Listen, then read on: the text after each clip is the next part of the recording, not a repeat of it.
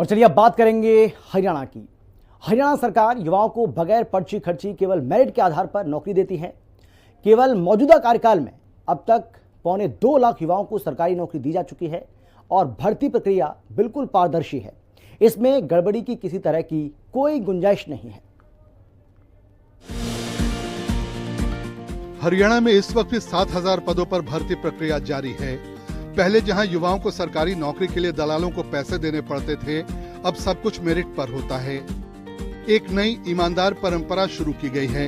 अगर अभ्यर्थी ने अच्छी तरह से पढ़ाई की, तब उसे हरियाणा में सरकारी नौकरी लेने से कोई नहीं रोक सकता। पहले युवा पैसे और पैरवी के कारण हतोत्साहित हो गया था। अब वो दोबारा कोचिंग सेंटर की तरफ रुख कर रहा है। उन्हें पता है कि यहाँ उन्हें आसानी से मेरिट पर नौकरी मिलेगी। वर्ष 2024 जनवरी 2024 से मैं यहाँ पे कार्य कर रहा हूँ और मैं इस बारे में बताना चाहता हूँ कि जो सरकार की प्रोसेस है चयन करने की, वो बिल्कुल पारदर्शी और बिना खर्ची बिना पर्ची के की गई है। हमने एक भी पैसा ना किसी को दिया और बिल्कुल अपनी योग्यता के आधार पर अपना सिलेक्शन प्राप्त किया है। और मैं दिल्ली यूनिवर्सिटी से मैंने अपनी स्नातक और परास्नातक की परीक्षा उत्तीर्ण की थी और उसके बाद लगातार अपने इस क्षेत्र में, पढ़ाई के क्षेत्र में कार्य कर रहा था और बिना किसी को एक पैसा दिए, बिना पर्ची बिना खर्ची के पूरा सिलेक्शन मैंने प्राप्त किया है।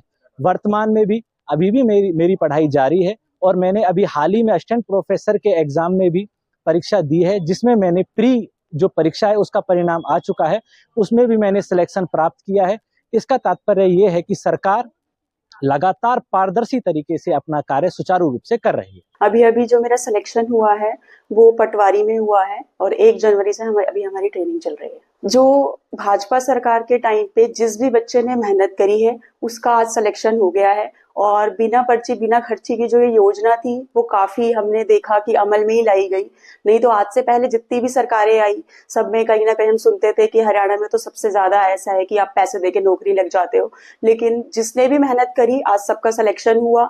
हर कोई आज अपने घर में, आप सुनने को मिल रहा था कि हाँ हर मिडिल क्लास फैमिली में एक गवर्नमेंट जॉब मिल गई है। तो मेरा भी सिलेक्शन, काफी सालों से मैं मेहनत कर रही थी लेकिन आज तक कहीं कभी कोई पॉइंट से रह गया या फिर कभी सिलेक्शन भी हो गया तो मेरिट लिस्ट में नाम नहीं आया।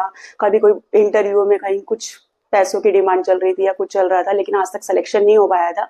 तो अब फाइनली जाके मेरे को भाजपा सरकार में एक जॉब मिल गई जो काफी अच्छी रेपुटेड जॉब भी है और मैं इससे खुश हूँ कि बिना पैसों के जो मैंने मेहनत करी वो आज सक्सेसफुल हो गई। सरकार ने प्रतियोगी परीक्षाओं की पढ़ाई के लिए गांव-गांव में आम और ई-लाइब्रेरी खुलवाई है। हरियाणा कौशल रोजगार निगम के माध्यम से युवाओं को नौकरी दी जाती है। जो युवा पहले ठेकेदारों के चंगुल में फंसे हुए थे, उन्हें कौशल रोजगार निगम के माध्यम से नौकरी दी जाती है। पहले असली खेल साक्षात्कार के दौरान होता था। अगर किसी को फेल करना होता था तो साक्षात्कार में उसे कम नंबर दे दिए जाते थे। हरियाणा सरकार ने ग्रुप सी और डी की नौकरी के लिए साक्षात्कार हटा दिया है। यहाँ खिलाड़ियों के लिए अलग से आरक्षण है। सरकार ने 2637 रोजगार मेलों का आयोजन किया है। इन रोजगार मेलों में बड़ी कंपनियों को बुलाया जाता है जिससे युवाओं को नौकरी मिलती है।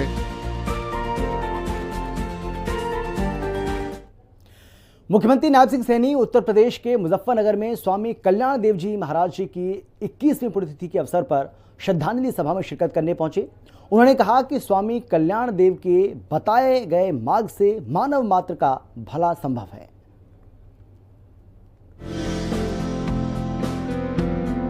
मुख्यमंत्री नायब सिंह सैनी ने मुजफ्फरनगर के शुक्र तीर्थ में स्वामी जी की प्रतिमा का अनावरण किया और चरण पादुका पूजन किया। उन्होंने स्वामी कल्याण देव जी की शिक्षा को समाज के लिए प्रेरणादायक बताया। सीएम ने कहा कि स्वामी जी ने समाज में मौजूद कुरीतियों को दूर करने का संकल्प लिया और उसे पूरा किया। उनके बताए मार्ग पर चलकर हरियाणा सरकार हर वर्ग के लिए काम कर रही है। कार्यक्रम में मुख्यमंत्री ने पीठाधीश्वर स्वामी उमानंद जी महाराज का आभार व्यक्त किया। उन्होंने कहा कि स्वामी उमानंद जी महाराज आज भी कल्याण देव जी की शिक्षा को आगे बढ़ा रहे हैं। सावन महीने के चौथे दिन पर मुख्यमंत्री ने कांवड़ यात्रा का विशेष उल्लेख किया। उन्होंने सभी कांवड़ियों को शुभकामनाएं दी। साथ ही यात्रा के लिए की गई व्यवस्था के लिए स्थानीय प्रशासन और सरकार की सराहना की। मुख्यमंत्री नायब सिंह सैनी ने सोनीपत के गन्नौर में अंतर्राष्ट्रीय बागवानी फल और फूल बाजार का निरीक्षण किया। इसका निर्माण 2600 करोड़ रुपए की लागत से हो रहा है। यहां दिल्ली के साथ अंतर्राष्ट्रीय स्तर पर कारोबार होगा। मुख्यमंत्री नायब सिंह सैनी ने गन्नौर में भारतीय अंतर्राष्ट्रीय बागवानी फल और फूल बाजार का निरीक्षण किया और इसके निर्माण की समीक्षा की। मंडी के संचालन से किसानों को अपने उत्पादन बेचने में सहूलियत होगी, जिससे बागवानी के प्रति लोगों का रुझान बढ़ेगा।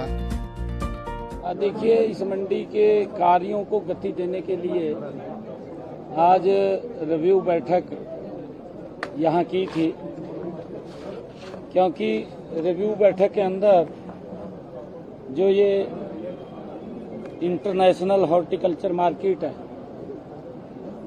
हमारी गति से इसको काम हो और ये अपने समय के अंदर पूरा हो, उसको लेकर के आज इसकी रिव्यू बैठक की है ताकि इसकी गति और तेज हो जाए। उन्होंने कहा कि इस मंडी के संचालन से न सिर्फ हरियाणा के किसानों को लाभ होगा, बल्कि पड़ोसी राज्यों के किसानों की भी आर्थिक दशा में सुधार होने की उम्मीद है। देखिए, ये स्थान तो एक बड़ा स्थान वो बन रहा है, जिसका लाभ पूरे दिल्ली को भी और इस एनसीआर एरिया के साथ साथ पूरा इंटरनेशनल ये मार्केट है और इंटरनेशनल मार्केट बाहर से भी लोग यहाँ पर आएंगे।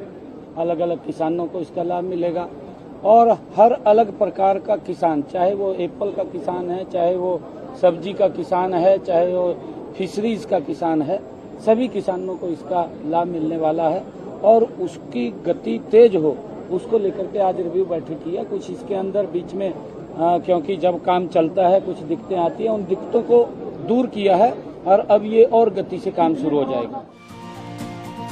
मुख्यमंत्री ने आशा व्यक्त की कि अब मंडी का काम पहले से भी तेजी से होगा। मंडी 544 एकड़ में बनकर तैयार हो रही है। और फिलहाल इतना ही। छोटे से ब्रेक के बाद फौरन लौटेंगे। आप देखते रहिए हिंदी खबर, क्योंकि हिंदी खबर पर खबरों का सिलसिला लगातार जारी है। जल्द लौट रहे हैं।